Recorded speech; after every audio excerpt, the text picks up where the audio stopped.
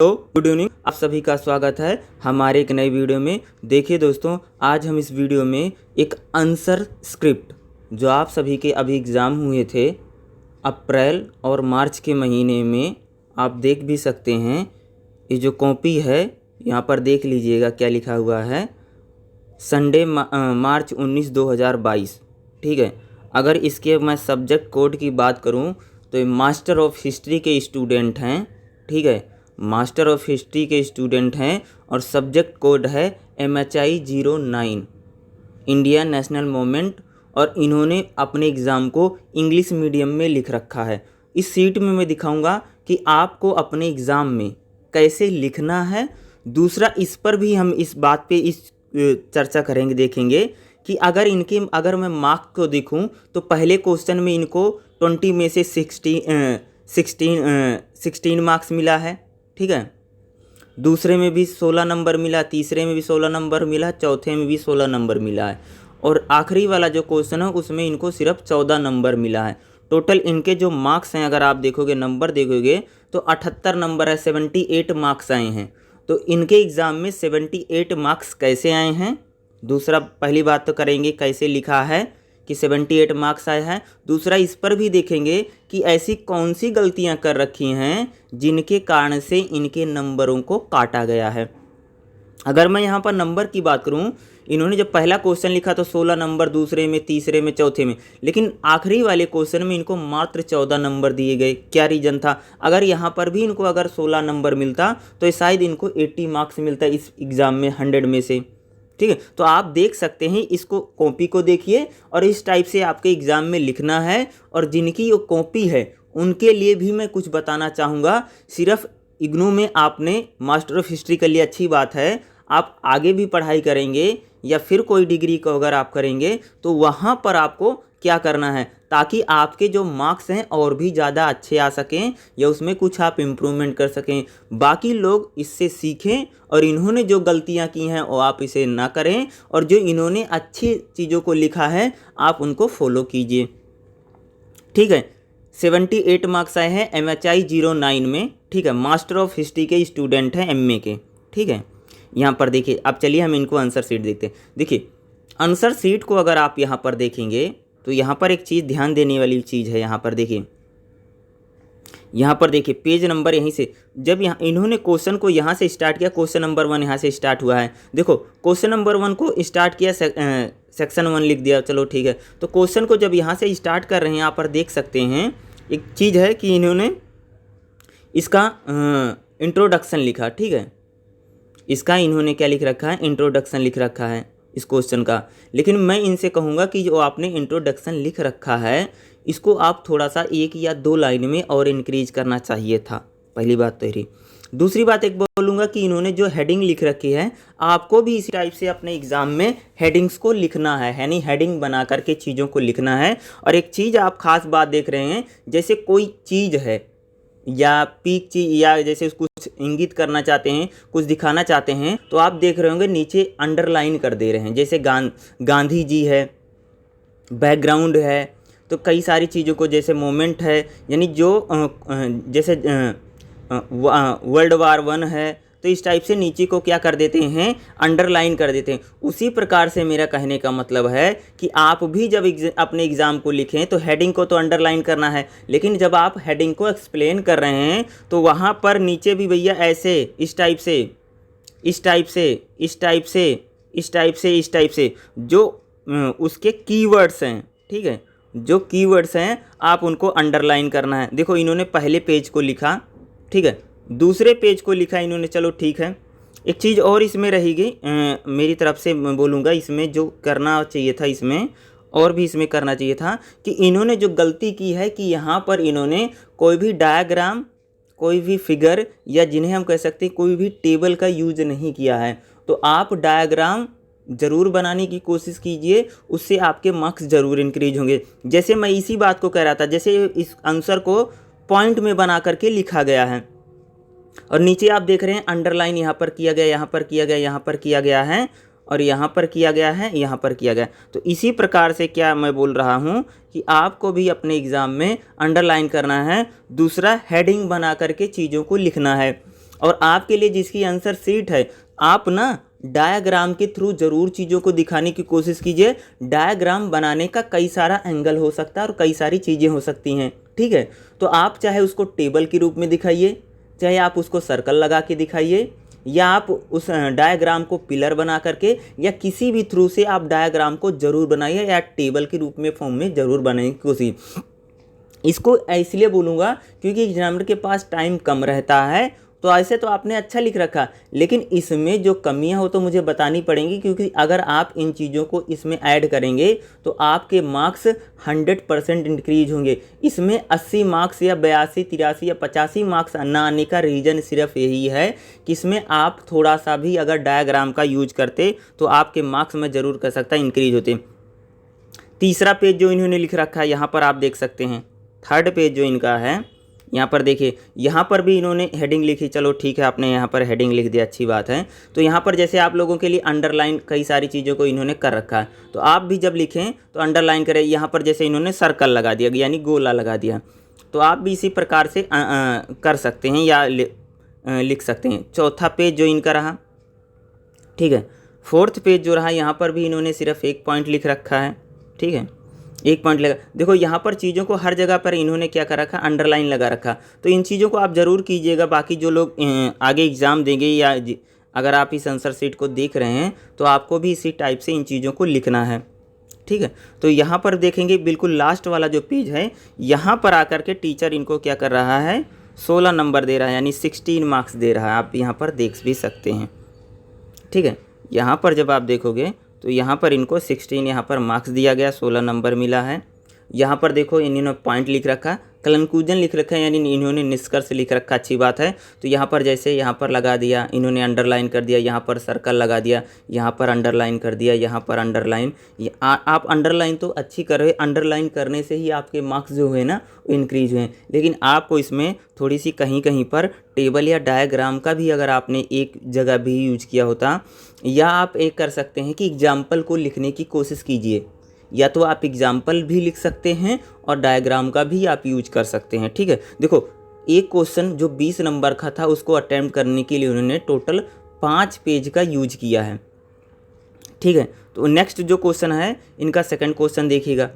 Second question भी अगर आप देखोगे तो यहाँ पर एक कॉमन सी आपको चीज़ मिलेगी कि सेकंड क्वेश्चन भी उतने ही पेज में लिखा गया है, ठीक है। जो सेकंड क्वेश्चन है उसको भी उतने पेज में लिखा गया, जैसे यहाँ पर इन्होंने शुरुआत की, सेकंड क्वेश्चन इन्होंने लिया, ठीक है। आप जो यहाँ पर लिख रहे ये तो आपका क्या हो गया, स्टार्टिंग आपने बना दी, ठीक है। इंट्रोडक्शन आपने यहाँ तक लिखा, यहाँ तक इंट्रोडक्शन चला इसका, ठीक है। उसके बाद इन्होंने पॉइंट लिया, ठीक है, यानी हेडिंग्स बनाई है जिनको देखो अंडरलाइन यहाँ पर भी इन्होंने कर रखा है कई सारी जगहों पर। तो आप सब लोग भी इसी टाइप से क्या करना है, आपको अंडरलाइन करना है और एग्जाम्पल ज़रूर लिखिए, ठीक है। एग्जाम्पल लिखिए, डायग्राम का यूज कीजिए। इस फोटो आंसर शीट को दिखाने का सिर्फ एक ही रीज़न रहता है, जिसकी आंसर शीट है उसने क्या कमियां कर रखी, क्या गलतियां कर रखी, ताकि वो इन फ्यूचर में उन कमियों और गलतियों को ना करे, ठीक है, गलतियों को ना करे। और जो बाकी लोग इस वीडियो को देख रहे हैं, आपको ऐसे ही लिखना है जैसे इन्होंने लिख रखा है, या जो चीज़ें मैं इम्प्रूवमेंट करने के लिए बोला हूँ आप उनको लिख सकते हैं। सेकंड पेज को अगर आप देखोगे तो सेकंड पेज में भी सेम उसी तरह से इन्होंने चीज़ों को यहाँ पर दिखा रखा है, ठीक है। तो कोई बात नहीं, अपने दो यहाँ पर क्या बनाया, आपने यहाँ पर हेडिंग्स बनाई और इसको एक्सप्लेन किया, नीचे अंडरलाइन ये हर जगह कर रहे हैं। तो आपको भी इसी टाइप से करना है, बट आपने कहीं पर कोई भी डायग्राम या फिगर या एंगल से आप ज़रूर यहाँ पर दिखाने की कोशिश कीजिए, ठीक है। तो मैं आपको यही बोलूँगा। नेक्स्ट पेज जो इन्होंने लिख रखा है, यहाँ पर भी इन्होंने बाकायदा हेडिंग, कई सारी हेडिंग वेडिंग का यहाँ पर जिक्र कर रखा है। जैसे ये हेडिंग रही, यहाँ पर हेडिंग को तो आपने लिखा है, ठीक है, ये बिल्कुल राइट लिख रखा है, ठीक है। तो यहाँ पर जैसे इन्होंने अंडरलाइन यहाँ पर किया, तो मेन हेडिंग को तो अंडरलाइन करना ही है। बाकी जैसे इसमें कई सारी चीज़ें हैं, जैसे रिवोल्ट है, गांधी है, और कई सारी चीज़ों को इन्होंने अंडरलाइन कर रखा। तो यहाँ पर नेक्स्ट पेज आप जब देखेंगे तो यहाँ पर भी इन्होंने जो ये चौथा पेज रहेगा सेकंड क्वेश्चन का, ठीक है, चौथा पेज है क्वेश्चन नंबर सेकंड का। तो यहाँ पर भी इन्होंने हेडिंग बना रखा है और यहाँ पर अंडरलाइन कर रखा है। और देखो ये टीचर जो इन्होंने चेक किया है और बाकायदा कई मरते हैं। तो आपको कई बार एग्जामिनर भी अलग अलग टाइप के मिल सकते हैं, ठीक है। कई बार एग्जामिनर बहुत ज़्यादा नहीं देखते, तो आपको डायग्राम ज़रूर बनाना चाहिए था, ठीक है। यहाँ पर आखिरी पेज जो इनका रहेगा, यहाँ पर देखो ये क्या कर रहे हैं, कंक्लूजन को ज़रूर लिख रहे हैं।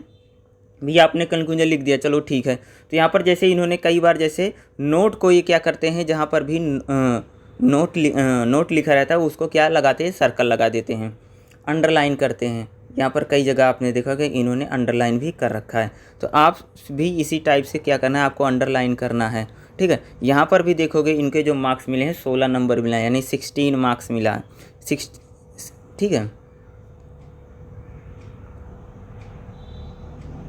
नेक्स्ट देखिए जो इनका क्वेश्चन नंबर जो 3 इन्होंने अटैम्प्ट कर रखा है, यहाँ पर तो आप इतना बिल्कुल सही लिख रहे हो, ठीक है। भूमिका में जिसे हम बोलते हैं इंट्रोडक्शन, ये बिल्कुल आपने सही लिख रखा है, इंट्रोडक्शन तो बिल्कुल सही है, ठीक है। उसके बाद इन्होंने हेडिंग की स्टार्टिंग की है, तो जैसे आपने भाई को आपने सर्कल लगाया, पीटीओ आप अगले पेज के लिखा, तो आपने यहाँ पर जिस प्रकार से आप क्या कर रहे हैं, अंडरलाइन। भाई बाकी लोग इस चीज़ को ज़रूर देखिए, इसी प्रकार से आपको भी लिखना है और इसी प्रकार से बनाना है। आप भी काफ़ी सही लिख रखा है, वैसे सिर्फ यहाँ पर आपको थोड़ा एग्जाम्पल लिखना है, क्या एग्जाम्पल लिखना है, और दूसरा एक काम करना है, कहीं कहीं पर डायग्राम का यूज करना है।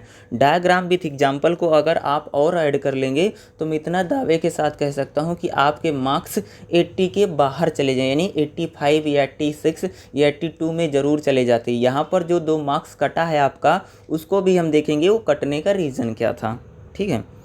इसी प्रकार से आप इनकी पूरी सीट को देखेंगे, यहाँ पर भी देखोगे तो इन्होंने बाकायदा हेडिंग्स को लिख रखा है। यहाँ पर अगर आप देखेंगे, यहाँ पर हेडिंग तो इन्होंने कई सारी बना रखी है। तो यहाँ पर भी अगर आप देखोगे, जैसे यहाँ पर इन्होंने कई जगह पर यूज़ करते हैं, तो नीचे आप देख सकते हैं जैसे लिख करके अंडरलाइन कर देना। इससे क्या होता है कि हम किसी चीज़ को हाईलाइट करना चाह रहे हैं, हाईलाइट करने का तो आपका जो मकसद है या रीजन हो तो मैं समझ गया, ठीक है। लेकिन यहाँ पर आप डायग्राम का भी ज़रूर लीजिएगा। नेक्स्ट पेज जो इन्होंने लिख रखा है, यहाँ पर भी आप इस पेज को, इस सीट को आप देख सकते हैं।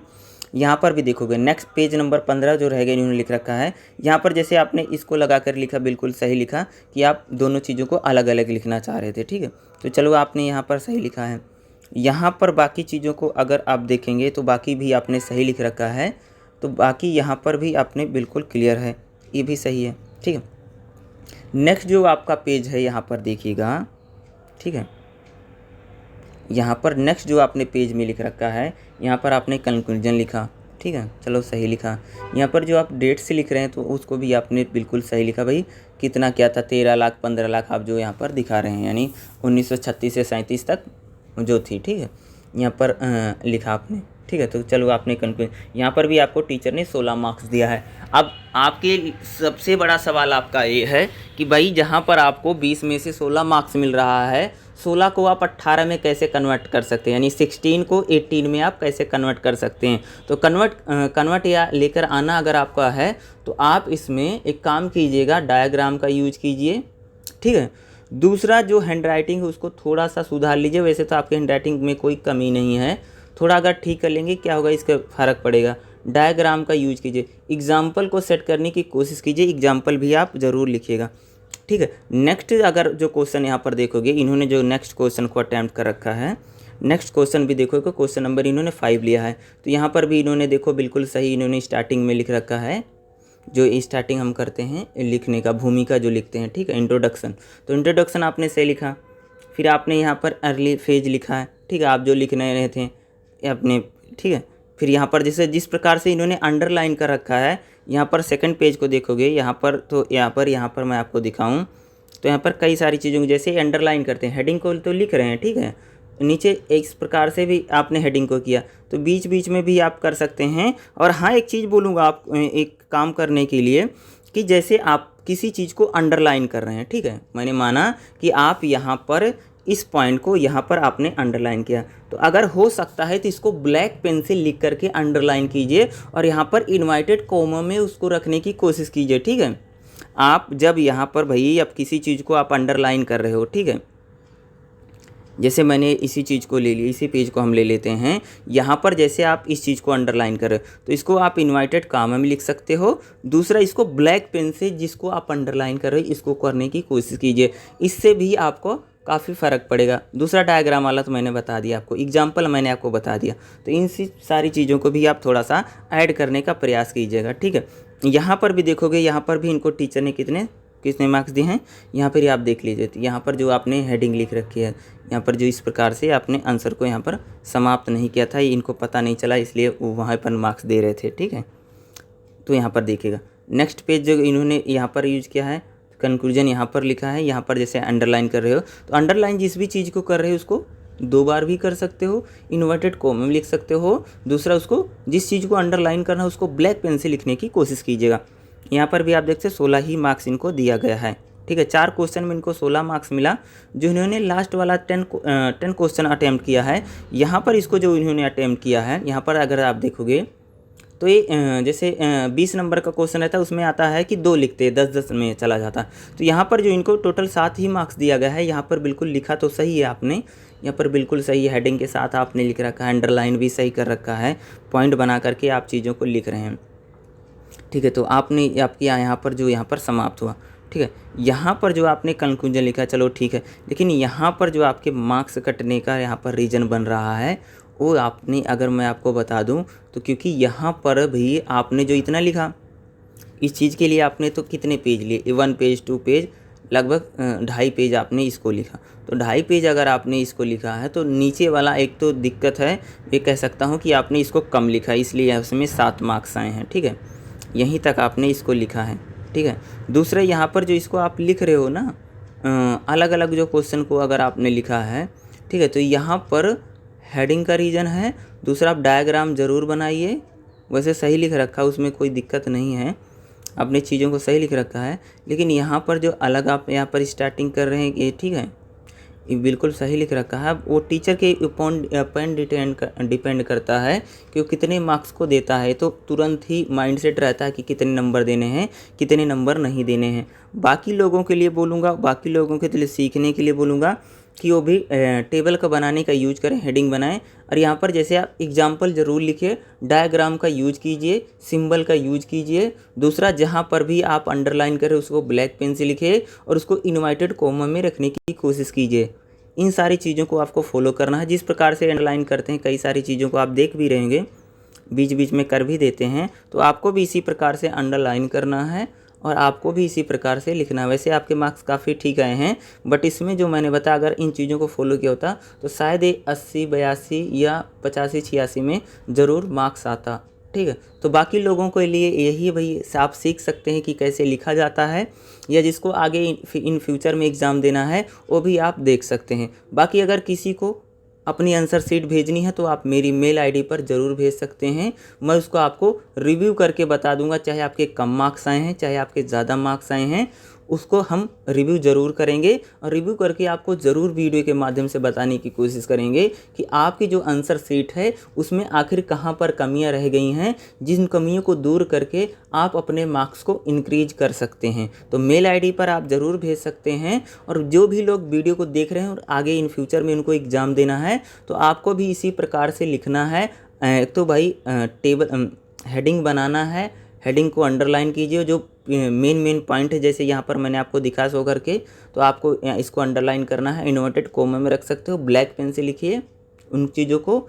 डायग्राम का यूज कीजिए, डायग्राम सिंबल या टेबल की फॉर्म में बनाने की कोशिश कीजिए। इसके आपके जो मार्क्स होंगे डेफिनेटली इंक्रीज होंगे, 100% आपके बढ़ेंगे और आप अपने एग्ज़ाम में अच्छे से अच्छे मार्क्स को गेन कर पाएंगे। वीडियो को देखने के लिए आप सभी का बहुत बहुत धन्यवाद। इसी तरह की बहुत सारी आंसर शीट हमारे चैनल पर आती रहेंगी, तो आप चैनल को ज़रूर सब्सक्राइब कर लेना। Thank you so much. जय हिंद, जय भारत।